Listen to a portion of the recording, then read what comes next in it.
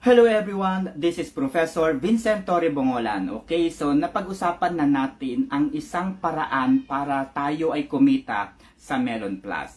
Ito ay sa pamamagitan ng kanyang business model na ginagamit. Ito po ay sa pamamagitan ng dropshipping concept. Okay, so sa pamamagitan po ng dropshipping, maaari na tayong kumita sa Melon Plus. Okay, ngayon naman, ay pag-uusapan natin ang isa pang paraan para kumita sa Melon Plus. Ito ay sa tinatawag na affiliation. Okay.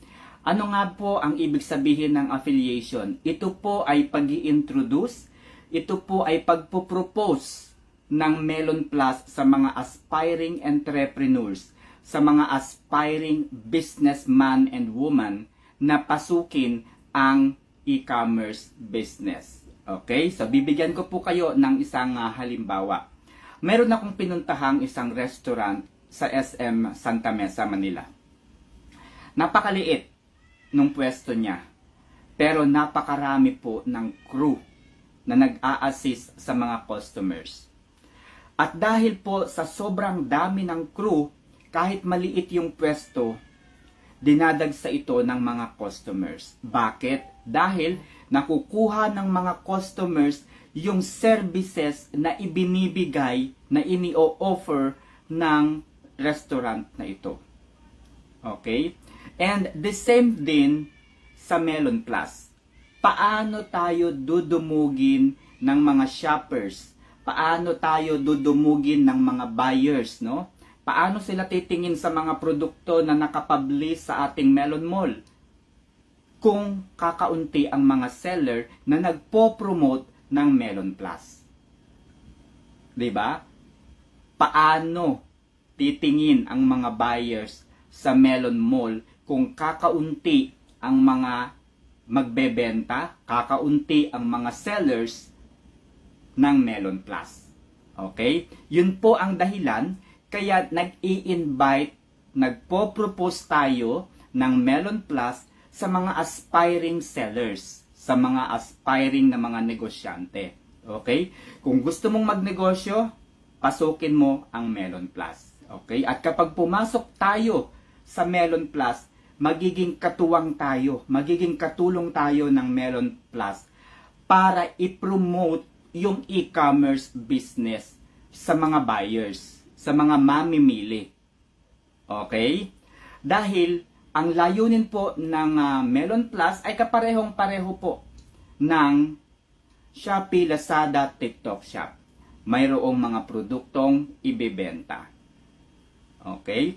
Ang pagkakaiba lamang po ng Shopee, Lazada at TikTok Shop ay hindi po tayo naglalabas ng pera. At dahil po hindi tayo naglalabas ng pera para makapagbenta sa mga platform na yan, ay wala po tayong commitment. Pag tinamad tayong magbenta, kapag umuulan, kapag may bumili, pinababayaan lang natin yung buyers. Bahala ka sa buhay mo. Ayaw kong magbenta. Ayaw kong i-process yung orders. Dahil wala pong commitment. No? Pero sa Melon Plus, dahil nandoon po yung commitment, nagbayad po tayo ng joining fee. Okay? Nagbayad po tayo ng entrance fee para maging seller, official na seller ng Melon Plus. At dahil po nagbayad tayo, iisipin natin, sayang naman yung pagsali ko. Sayang naman yung pagiging seller ko sa Melon Plus kung hindi ko gagawin yung dapat kong gawin para makabenta sa Melon Plus. Diba? Yun po ang isa sa mga dahilan. Kaya tumatawag, kaya nagpo-propose, kaya ini-introduce natin yung Melon Plus sa kapwa natin na mga aspiring businessman. Okay?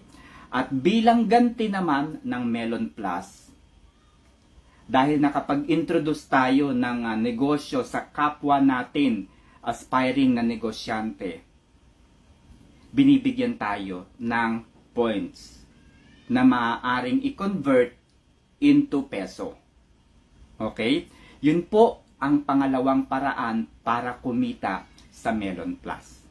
Okay? Another example, nagtayo ako ng tindahan. Okay? Nagtayo ako ng tindahan. Actually, may tindahan talaga ako dyan sa labas. Okay? Halimbawa, nandito ako sa loob ng bahay.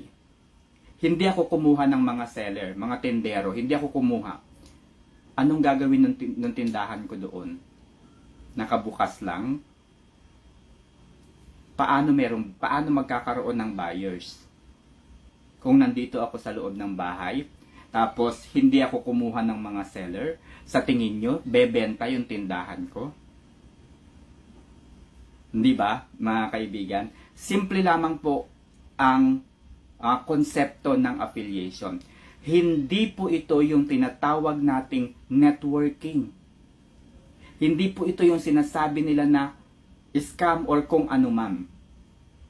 Halimbawa, sa isang negosyante, ako, negosyante, okay, meron po akong kainan.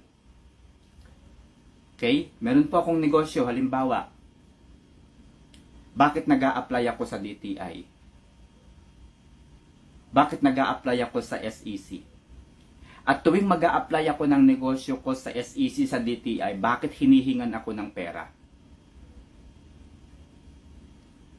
Ano po ibig sabihin nun? Ibig po bang sabihin din yun? Scam ang DTI? Scam ang SEC? Mas masahol pa nga po sila kung tutuusin. Bakit? Dahil bilang negosyante, sa halip na bigyan ako ng pagkakataon na kumita doon sa negosyo ko, nanghihingi pa sila.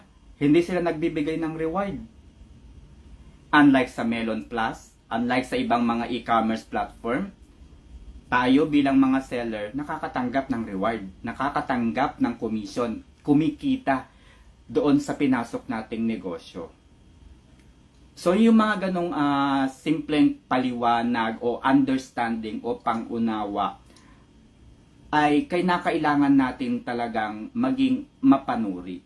Okay? Kinakailangan nating maging, kumbaga, intindihin yung sitwasyon. Okay? Pangatlong halimbawa, si Melon Plus ay isang e-commerce platform. Okay?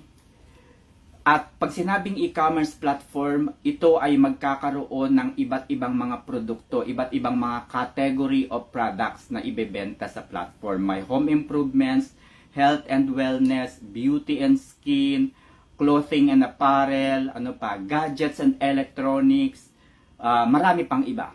Okay, dahil po e-commerce ito, magkakaroon ito ng iba't ibang mga produkto.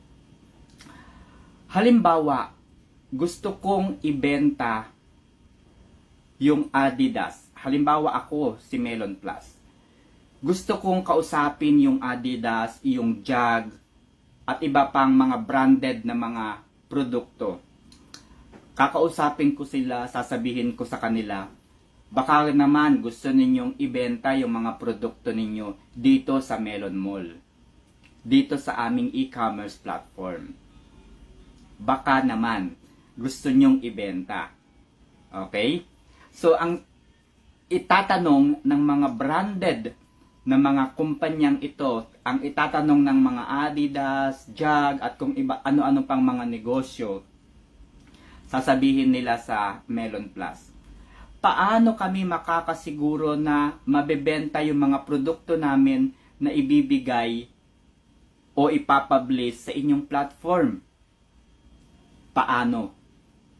Bigyan nyo kami ng magandang halimbawa na kapag naglagay kami ng produkto, syempre, magbibigay kami ng discount dyan para mabili yung mga produkto namin. Pero ang tanong dyan, paano ba mabibili yung aming mga produkto? So, sasabihin ngayon ng Melon Plus, mayroon kaming 10,000, 20,000, 65,000 na mga sellers na magtutulong-tulong na i-promote yung Melon Mall sa mga social media platforms. At iyon po ang dahilan kaya inilunsad po ng Melon Plus ang membership card na ito. Okay? Ito po ay isang alternative solution ng Landers, SNR, at Costco. Ibig sabihin po, hindi po illegal ang membership shopping. Okay? Dahil may SNR po, merong Landers at Costco na kinakailangan mong mag-apply ng membership card para makabili ng discounted product.